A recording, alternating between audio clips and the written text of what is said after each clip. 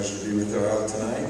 This wonderful setting, this beautiful church that, of course, carries the lineage of Ralph Emerson, and, of course, his profound appreciation of the mysticism of the earth, the finding of the divine, and the healing that divine brings in the context of the earth.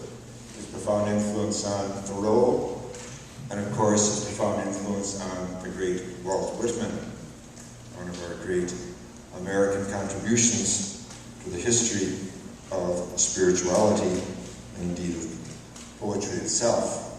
Indeed, it was part of Walt Whitman's vision that America was destined to reinvent religion, and that the basis of this reinvention would indeed be an earth mysticism.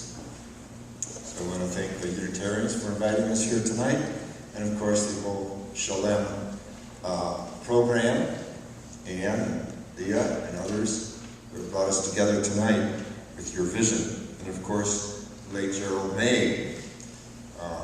Without any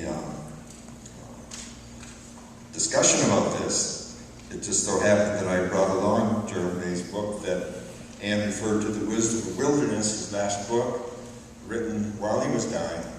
And it was so interesting to me to see this psychologist turning so thoroughly to an eco-psychology, if you will, and an eco-spirituality in his last days. And I just want to share with you a few of his words at the end of this fine book, The Wisdom of Wilderness, because it fits so much with tonight's theme of earth mysticism, and of course with this being the Gerald May lecture series. He talks about the power of the slowing. First called me into the wild, the power of the slowing. When he learned he was dying, his life slowed down for him. And I think that's a very powerful phrase in itself. He says that the wilderness is not just a place like the outdoors or one's own body or mind. There's also a way of being wilder, and as such it is endless. Wilderness is eternal. All it takes is listening for wisdom's call. The word wisdom is going to come up a lot tonight, because this is really, when it comes to renewing the Christian tradition, and indeed the many traditions of the world, I myself being a Christian, share a responsibility to renew the Christian tradition, and I trust others are renewing the Buddhist tradition, and the Islam tradition, and the Jewish tradition, and the goddess traditions. But in doing this, in terms of the wisdom tradition, that wisdom you see in the Jewish scriptures birthed Jesus. All the scholars agree today on something I've been writing about for 40 years. I've had to live long enough to see this, and that is that Jesus comes from the wisdom tradition of Israel. The wisdom tradition of Israel is a nature-based tradition. And wisdom is feminine in the Bible, as she is all over the world. And one reason we've heard so little about wisdom spirituality is that you may have heard of a thing called patriarchy of the last 300 years that practically banished her from seminaries and from theological discourse. And there are some in certain places of near Rome that would love to continue to banish her.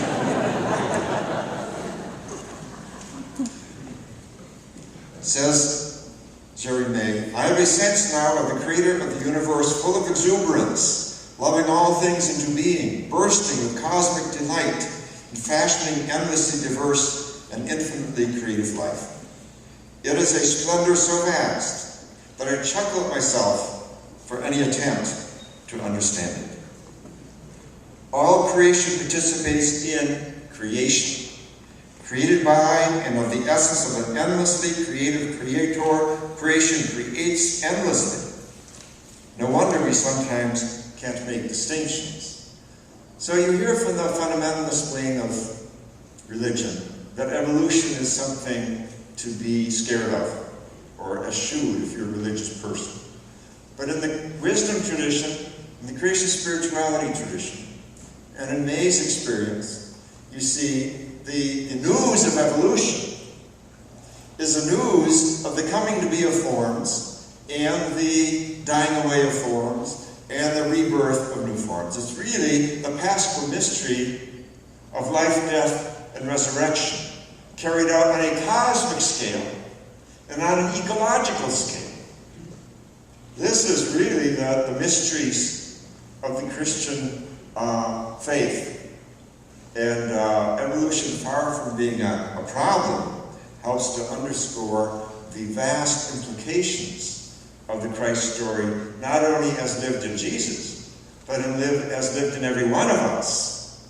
And as Gerald May was living in those final conscious months of his life.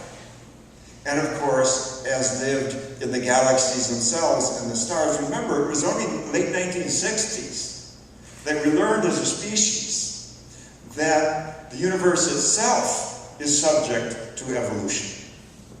And of course, in the last 10 years, we have literally picked up the pictures of the birth and death and resurrection of supernovas, of galaxies, of stars. A star is being born every 15 seconds.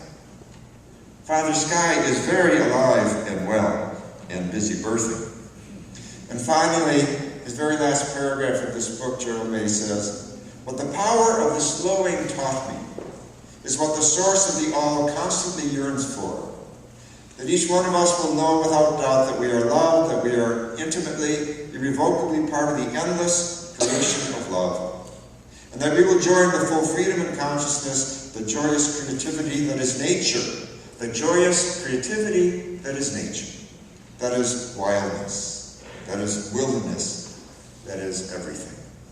A very beautiful last will and testament to the theme that we are exploring tonight, that of earth mysticism.